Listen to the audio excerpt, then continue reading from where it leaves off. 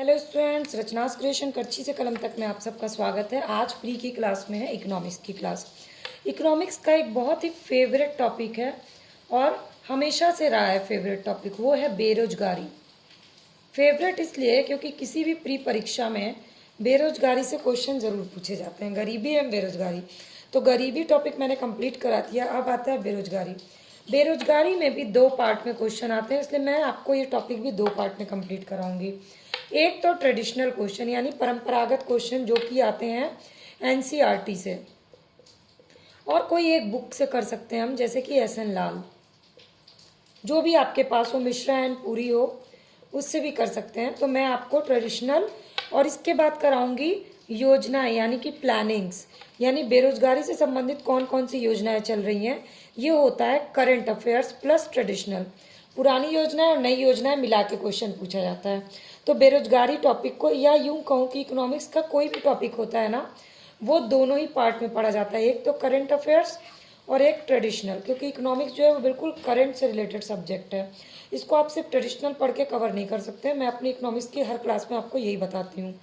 तो चलिए, मैं आज आपका बेरोजगारी का ट्रेडिशनल पोर्शन कंप्लीट कराऊंगी। कंप्लीट कराने का तरीका वही है, पिछले 20 सालों में ट्रेडिशनल क्या क्या क्वेश्चन पूछे गए हैं, उनके मेन कीवर्ड्स कहाँ से पूछे जाते हैं, उनको ख़त्म करवाते हुए फॉरवर्ड लिंक क्या नए क्वेश्चन बन सकते हैं, और साथ ही एनसीईआरटी प्लस 1 बुक से कवर करवा रही हूँ। तो वीडियो को पूरा ज़रूर देखिएगा। और प्री की या किसी भी प्रतियोगी परीक्षा की तैयारी कर रहे हैं तो मैं रोज़ एक 15 मिनट की मैं एक वीडियो पोस्ट करती हूँ। सारे सब्जेक्ट की जीएस, पूरे जीएस की तैयारी कर रहे हैं हम, उसको आप डिस्क्रिप्शन बॉक्स में लिंक दिया, उसको आप क्लिक करके देखिए। सारी आपकी पूरी तैयारी कॉम्पिटिटिव एग्ज़ाम की कंप्लीट हो जाएगी। तो प्लीज़ इस चैनल से जुड़े रहिए ताकि आपकी तैयारी घर बैठे 15 मिनट में रोज़ एक वीडियो के थ्रू कंप्लीट हो सके। चलिए, अब पहला क्वेश्चन ट्रेडिशनल का, कि किसी भी देश में कार्य कर सकने की आयु क्या डिसाइड की गई, यानी कि लेबर फोर्स, श्रम शक्ति किसे कहते हैं। मान लीजिए आपको ऑप्शन दिया जाता है 18 से 60 वर्ष, 14 से 50 वर्ष, 12 से 65 वर्ष, 15 से 65 वर्ष। आप क्या टिक लगाइएगा इसमें? तो इसका आंसर होगा 15 से 65। हालांकि बहुत से स्टूडेंट्स को 18 से 60 में कन्फ्यूज़न हो सकता है, क्योंकि 18 जो है वो वयस्क होने की उम्र है, 60 जो है वो रिटायरमेंट की। तो हो सकता है श्रम शक्ति को स्टूडेंट इससे काउंट करें, लेकिन आंसर है इसका 15 से 65। तो किसी भी देश में कार्य कर सकने की आयु 15 से 65 वर्ष मानी गई है, और संयुक्त रूप से उस देश की श्रम शक्ति इसी को कहा जाता है। अब श्रम शक्ति में कौन कौन आते हैं? तो श्रम शक्ति में सिर्फ रोजगार वाले आते हैं, सिर्फ बेरोजगार वाले आते हैं, रोजगार और बेरोजगार दोनों आते हैं, या इनमें से कोई नहीं? तो आपका आंसर होगा इसमें रोजगार और बेरोजगार दोनों को काउंट करके टोटल श्रम शक्ति काउंट होती है। ठीक है। अब तीसरा क्वेश्चन बनता है कि कितने दिन का काम, कितने घंटों का काम को स्टैंडर्ड ईयर यानी कि मानक वर्ष माना गया है। ये क्वेश्चन पूछा जा चुका है। तो इसका आंसर है 273 दिन तक प्रतिदिन 8 घंटे का काम करना। यही जो है ये स्टैंडर्ड ईयर यानी मानक वर्ष कहा जाता है। जो व्यक्ति इतने दिन तक रोजगार में है उसको पूर्ण रोजगारी माना जाता है, यानी 273 दिन 8 घंटे, यही होता है पूर्ण रोजगारी का डेफिनेशन। अब अगला क्वेश्चन है चौथा, बेरोजगार किसको माना जाता है। ये सारे क्वेश्चन मैंने आपको एनसीईआरटी से मैं बता रही हूँ, और बैक ईयर क्वेश्चन में जो पूछे गए हैं। तो उन व्यक्तियों को बेरोजगार माना जाता है जो कार्य करने की क्षमता तो रखते हैं, इच्छा भी रखते हैं, एवं प्रचलित मतलब जो दूरी पर कार्य करने हेतु वो इतने डिस्टेंस तक कार्य करने जा भी सकते हैं, पर उन्हें रोजगार नहीं मिल पाता है, तो वो कहलाते हैं बेरोजगार। अब विकसित और विकासशील अल्प विकसित देशों में बेरोजगारी अलग अलग कारण से अलग अलग स्वरूप बताया गया है। सबसे पहला बेरोजगारी होता है चक्रीय बेरोजगारी। अब ये चक्रीय बेरोजगारी क्या है? तो इस बेरोजगारी में ये ऐसी बेरोजगारी है जो बाजार की मंदी और बढ़ोतरी के कारण जब मांग बढ़ने लगती है, मांग में कमी से और मांग में वृद्धि से प्रभावित होती है, ये चक्रीय बेरोजगारी कहलाती है, और ये विकसित देशों में पाई जाती है। आप कोई एग्जाम्पल सोचिए इसका। जैसे मान लीजिए अभी करंट में ही जिस तरह से अभी का काल चल रहा है, सभी को मास्क की ज़रूरत है। ऐसे में मास्क का प्रोडक्शन बढ़ गया है, फेस मास्क का, ठीक है। प्रोडक्शन बढ़ गया है तो ज़्यादा मज़दूरों की ज़रूरत पड़ रही है और मज़दूर सप्लाई कर रहे हैं बना बना के। लेकिन जब ये टाइम कंप्लीट हो जाएगा, हम लोग इस बुरे दौर से निकल आएंगे, मास्क की ज़रूरत ख़त्म हो जाएगी, तो ये मज़दूर क्या हो जाएंगे, बेरोजगार हो जाएंगे। तो मांग में कमी और मांग में वृद्धि के अनुसार जब रोजगार विकसित होता है और रोजगार खत्म होता है तो उसको बोलते हैं चक्रीय बेरोजगारी। और यहाँ से क्वेश्चन पूछे जाते हैं। अब चलते हैं घर्षण जनित बेरोजगारी। अब है घर्षण। घर्षण मतलब क्या होता है, घिसना, ठीक, फ्रिक्शनल।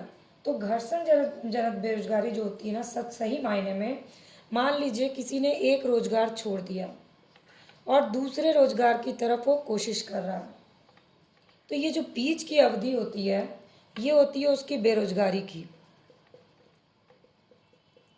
ओके, यानी तकनीक आदि में परिवर्तन के कारण नौकरी में छटनी भी हो जाती है। अभी जैसे अभी के टाइम में 100 लोगों की जगह 60 लोगों को मान लीजिए रखा जा रहा है, 40 लोगों की छटनी कर दी गई, तो ये 40 लोग बेरोजगार हो गए। तब तक बेरोजगार हैं जब तक कि उनको अगली नौकरी नहीं मिल जाती।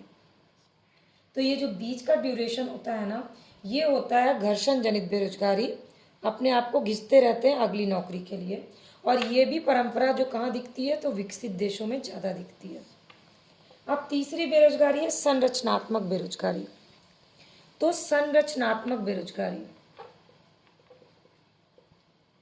आपको अगर ये क्लास अच्छी लग रही है, समझ में आ रही है इजी वे में, तो प्लीज़ लाइक बटन को ज़रूर प्रेस करिएगा। कमेंट सेक्शन में कमेंट करके बताइएगा इकोनॉमिक्स के कौन से टॉपिक की वीडियो आपको देखनी है। खैर, तो संरचनात्मक बेरोजगारी, इस तरह की बेरोजगारी में लोगों में गुण यानी कौशल के अभाव की स्थिति उत्पन्न हो जाती है। यानी कि जब लोग रोजगार के अनुरूप योग्यता नहीं रखते हैं और उनको बेरोजगार रहना पड़ जाता है, तो ये होती है संरचनात्मक। यानी संरचना समय के साथ बदलती रहती है, पर योग्यताएं पुरानी अगर रहेंगी तो संरचनात्मक बेरोजगारी आएगी। ऐसा कहाँ हो सकता है, अब आप कंक्लूजन निकालिए, विकसित देश में, क्योंकि विकसित देश में संरचनाएं बहुत तेजी से बदलती हैं और ऐसे में संरचनात्मक बेरोजगारी हो जाती है। जैसे कि आने वाले टाइम में बच्चों को ज़्यादा काम, अभी के जो बच्चे उनको कोडिंग पे करना होगा, और अगर बच्चे सिर्फ ABCD तक ही लिमिटेड रह जाएंगे, स्पेलिंग्स तक ही लिमिटेड रह जाएंगे, तो क्या हो जाएगी, संरचनात्मक बेरोजगारी हो जाएगी। क्योंकि मशीनीकरण बढ़ेगा तो योग्यता भी उसी तरह से बढ़ानी होगी, वरना ये बेरोजगारी जो है जो विकसित देशों में है वो ही चलेगी। ये हो गया संरचनात्मक बेरोजगारी। बहुत ही आसान लैंग्वेज के साथ मैं आपको समझा रही हूँ। अब आते हैं मौसमी बेरोजगारी, सीजनल अनएम्प्लॉयमेंट। ये तो शब्द से ही आपको समझ में आ रहा होगा। मौसमी बेरोजगारी सबसे ज़्यादा कहाँ होती है, क्वेश्चन है, आंसर है कृषि में। क्यों, क्योंकि कृषि जो है वो मौसम पर डिपेंडेंट है, खासकर भारत में। किसी महीने में बढ़ जाता है और किसी महीने में घट जाता है रोजगार। बाकी सारे महीने में जैसे फसल कट गई उसके बाद बेरोजगारी बढ़ जाती है। और ये चीज़ कहाँ हो सकती है, विकसित और विकासशील दोनों देशों में होती है। मौसमी, जहाँ भी मौसम पर डिपेंडेंट है रोजगार, वहाँ पे होगी मौसमी बेरोजगारी। और सिर्फ मौसम ही नहीं मानिए आप, कृषि को छोड़ दीजिए, अभी जो लोग सैनिटाइज़र, मास्क और तरह तरह की चीज़ें बना रहे हैं प्रिवेंशन के लिए, ये सब अभी फुल रोजगार में है। लेकिन जैसे ही ये काल ख़त्म हो जाएगा, वैक्सीन आ जाएगा, तो ये लोग खाली हो जाएंगे, फिर उनको अगला बिजनेस शुरू करना होगा, तो वो हो जाएगी उस ड्यूरेशन में उनको मौसमी बेरोजगारी। अब आते हैं प्रच्छन्न बेरोजगारी। प्रच्छन्न बेरोजगारी मतलब किसी काम में आवश्यकता से अधिक लोग लगे रहना। जैसे मान लीजिए, और उसमें क्या, पहले मैं आपको बता देती हूँ फिर उसके मैं एग्जांपल दूंगी। आवश्यकता से अधिक लोग लगे होंगे तो सामने वाले को लगेगा कि हम सब रोजगार में हैं, लेकिन एक्चुअल में यहाँ सिर्फ 5 लोगों की ज़रूरत है, यानी बाकी के 3 लोग जो है ना वो बेरोजगार हैं। यदि किसी रोजगार में आवश्यकता से अधिक लोग लगे हैं तो उस रोजगार से अतिरिक्त लोगों को निकाल देने पर भी उत्पादन स्तर वही रहेगा, यानी बाकी लोग क्या है, वो प्रच्छन्न बेरोजगार हैं। तकनीकी शब्द में कहें तो जिस व्यक्ति की सीमांत उपयोगिता शून्य होती है, यानी कि उत्पादन में उसका कोई योगदान नहीं होता, वो प्रचंड बेरोजगार माना जाता है, भले वो रोज काम कर रहा हो तब भी। और प्रचंड बेरोजगारी सबसे ज़्यादा होती है प्राथमिक क्षेत्र यानी कृषि में। क्यों? क्योंकि मजदूरों को फसल काटने की ज़रूरत होती है, मान लीजिए, और फसल काटने के लिए सिर्फ 5 लोगों की ज़रूरत है, लेकिन तब भी गांव भर के लोग यानी पूरा परिवार लगा, एक परिवार में 10 लोग हैं, 10 फसल काटने में लगे हुए हैं, जबकि वो 5 लोग भी कर सकते हैं। सब में ये खुशी है कि मैं तो काम कर रहा हूँ, पर ये प्रचंड बेरोजगारी है। 5 लोग इसमें प्रचंड बेरोजगार है, वो 5 लोग अपनी योग्यता का कहीं और इस्तेमाल कर सकते हैं। तो इस तरह से मैंने आपको 5 तरह की बेरोजगारी का स्वरूप और एग्जाम्पल बता दिया। अब बताती हूँ भारत में बेरोजगारी की माप। अब भारत में बेरोजगारी की 3 विधि है मापन की। कैसे मापा जाता है इसकी विधि बता रही हूँ। सबसे पहले होती है सामान्य, दूसरा होता है चालू साप्ताहिक यानी करंट वीकली स्टेटस, और चालू दैनिक स्थिति यानी करंट डेली स्टेटस। इस 3 आधार पे बेरोजगारी को मापा जाता है। जैसे यदि कोई व्यक्ति वर्ष के आधे दिन यानी कि 183 दिन तक रोजगार प्राप्त नहीं कर पाता है तो उसे सामान्य स्थिति का बेरोजगार कहा जाता है। ये क्वेश्चन पूछा गया है, ठीक है, इसलिए इसको याद कर लीजिए। दूसरा, यदि सर्वेक्षण सप्ताह में किसी व्यक्ति को सप्ताह में 1 घंटे का भी रोजगार ना मिले, 1 घंटे का भी रोजगार ना मिले, तो उसे चालू साप्ताहिक स्तर का बेरोजगार कहा जाता है। यानी कि आपके लिए अगला फॉरवर्ड लिंक इंपॉर्टेंट हो गया। चालू साप्ताहिक में कितना ड्यूरेशन है? 1 घंटा। इसके बाद यदि किसी व्यक्ति को किसी दिन विशेष में 1 घंटे का भी रोजगार प्राप्त ना हो तो उसे चालू दैनिक स्थिति का बेरोजगार कहा जाता है। यानी किसी एक दिन 1 घंटा भी वो काम ना करे तो वो चालू दैनिक स्थिति का बेरोजगार है। अब माना जाता है कि यदि कोई व्यक्ति एक दिन में 4 घंटे या इससे अधिक समय तक रोजगार में है तो उसे उस दिन के पूर्ण रोजगार में, जबकि 1 घंटे से अधिक और 4 घंटे से कम यानी इसके बीच के रोजगार को उस दिन का आधे दिन का रोजगार माना जाता है। यानी 1 से 4 में है तो आधा दिन रोजगार किए, और 4 से ऊपर चले गए तो पूरा दिन का रोजगार है। भारत में बेरोजगारी के मापन के लिए NSSO राष्ट्रीय प्रतिदर्श सर्वेक्षण संगठन ये जो है इकट्ठा करता है आंकड़ा।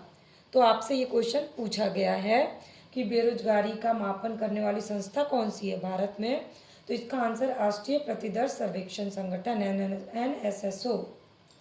अब NSSO का जो लास्ट सर्वेक्षण हुआ था, जो उसने रिपोर्ट प्रस्तुत की थी, भारत में बेरोजगारी दर की प्रतिशत बताई थी 2.7%। ये हो गया आपका क्वेश्चन। इसके बाद भारत के राज्यों में सबसे ज़्यादा बेरोजगारी कहाँ है? अगला क्वेश्चन ये है नागालैंड में 25.6%, और इसके पश्चात है लक्षद्वीप, फिर है त्रिपुरा। इसके बाद चालू साप्ताहिक स्थिति के आधार पे भारत में 3.7 और चालू दैनिक स्थिति के आधार पर भारत में 5.6% बेरोजगारी, यानी सबसे ज़्यादा बेरोजगारी दैनिक में। ये क्वेश्चन बन सकता है कि तीनों में से सबसे ज़्यादा बेरोजगारी परसेंटेज कहाँ है, तो चालू दैनिक बेरोजगारी सबसे ज़्यादा है, सेकंड नंबर पे चालू साप्ताहिक, और सबसे नीचे है सामान्य टोटल। इसके बाद अंतर्राष्ट्रीय स्तर पे कौन सी संस्था है जो इसका मापन करती है, तो वो संस्था है ILO, अंतर्राष्ट्रीय श्रम संगठन। और अंतर्राष्ट्रीय श्रम संगठन के अनुसार टोटल बेरोजगारी है भारत में 3.5%। तो ये जो है आपके लिए डाटा इंपॉर्टेंट हो गया। ये मैंने आपको ट्रेडिशनल कवर करवाया। कुछ बैक ईयर क्वेश्चन बताती हूँ आपको, जिससे आपको लगेगा कि हाँ NCERT के ट्रेडिशनल क्वेश्चन कवर हो गए। जैसे कि क्वेश्चन पूछा गया छिपी बेरोजगारी का क्या मतलब है, ये आपको मैंने बता दिया। भारत में अधिकांशतः बेरोजगारी है कौन सी? प्रौद्योगिकी, चक्रीय, संघर्ष या संरचनात्मक? इसका आंसर है संरचनात्मक। प्रचंड बेरोजगारी का सामान्यतः अर्थ क्या होता है? यानी श्रमिक की सीमांत उत्पादकता शून्य होती है, वो होती है प्रचंड बेरोजगारी। भारत में छिपी हुई बेरोजगारी के लक्षण क्या है, कहाँ है, किसमें है? तो किसमें है? प्राथमिक क्षेत्र यानी कि कृषि में छिपी हुई बेरोजगारी है।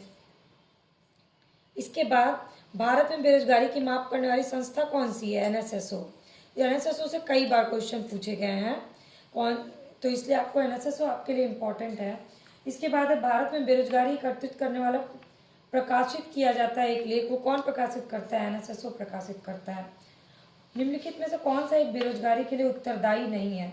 तो बेरोजगारी का कारण जो है, जैसे कि जनसंख्या बढ़ना, योग्यता का अभाव, जनशक्ति नियोजन का अभाव, प्रति व्यक्ति आय में वृद्धि। तो प्रति व्यक्ति आय में वृद्धि का बेरोजगारी से कोई लिंक नहीं है। प्रच्छन्न बेरोजगारी का क्या अर्थ है? ये कई बार पूछा गया है। तो ये जो एनसीईआरटी से क्वेश्चन पूछे गए उसको कवर कराते हुए मैंने आपको सारा ट्रेडिशनल कवर करवा दिया और 15 मिनट हो भी गए। तो अगर वीडियो अच्छी लगी होगी तो लाइक, कमेंट और शेयर करना मत भूलिएगा। रोज क्लास से अपडेट रहना चाहते हैं तो सब्सक्राइब बटन को क्लिक कर लीजिए। बिल्कुल फ्री ऑफ कॉस्ट रोज की वीडियो अपडेट आपको मिल जाएगी।